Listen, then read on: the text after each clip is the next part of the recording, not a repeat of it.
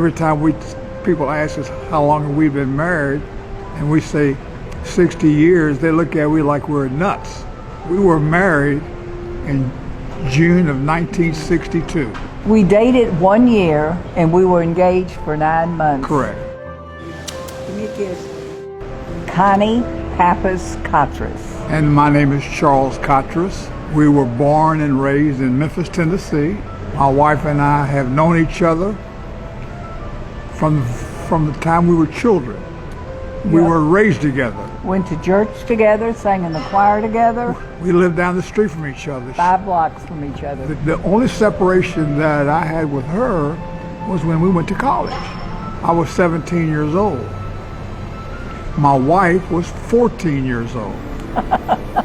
But when I came back from college, she was a beautiful woman. And it was the Christmas holidays, and I called Connie from home. She'd missed choir practice. So he called me that night, and the funniest thing, I was sitting on the bed talking to my daddy, because I never thought I'd marry or find a wonderful Greek guy. I said, Dad, what would you do if I married someone that wasn't Greek?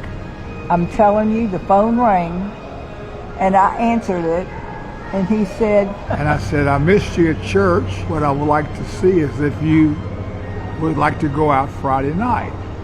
So I went and told my dad, and he said, now that's a nice boy. And Mama was so happy. She prayed him into my life. We were going to the Christmas parade in downtown Memphis. Had a great time, and after that, I never had another day with another woman. Me either. So... I didn't. Not after you and I had our first date. Right. That's not when he gave me the ring. He gave me the ring at Riverside Park. Right. And that's when you asked me to marry you. And we went back to our house with Mama and everyone. They loved him. A nice Greek boy. That's what he was. A wonderful Greek boy. But let me tell you about this wonderful man. My poor parents didn't have a lot of money. I had a job, and he wasn't making any money. He would let me give half of my paycheck to Mom and Dad to help them. To send back to Greece. To her sisters. That's what she did. I think it's very important for people to understand we've been married for 60 years, and we're truly blessed. But that's not easy. You have to work at it. You have to believe in God, and you have to recognize that you don't always have to say yes to everything. But at least you need to respect your wife, and she needs to respect and understand you. To me, the key to a successful marriage is love and respect. And never go to bed without saying, I love you. Every night we go to bed, we tell each other, I love you. It's so important. We had 3 beautiful children, 11 grandchildren, and almost 7 great-grandchildren. I tell you something else I think is important is your children and how they're raised. We've always believed you need to discipline your children, but never let your children go to bed unhappy. Because how your children turn out is important to how your marriage will end up being. Right.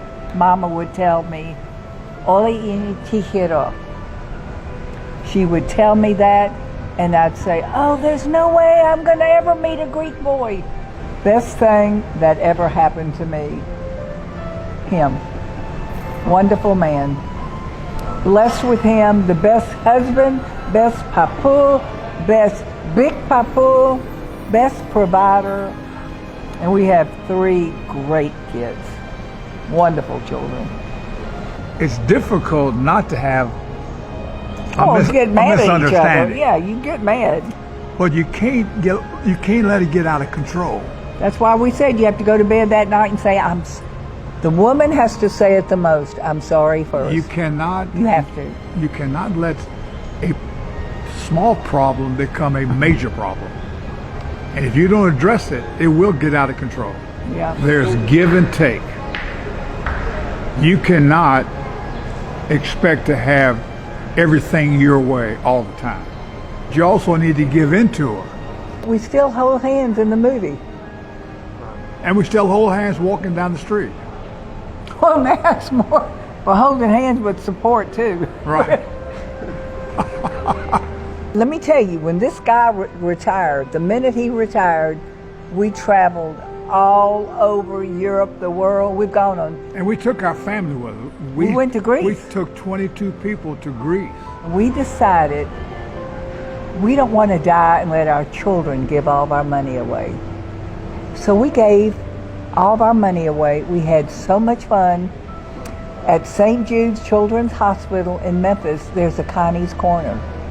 The third floor is, I wanted for both of us. He said, nope, we've given to the seminary, we've given to the church.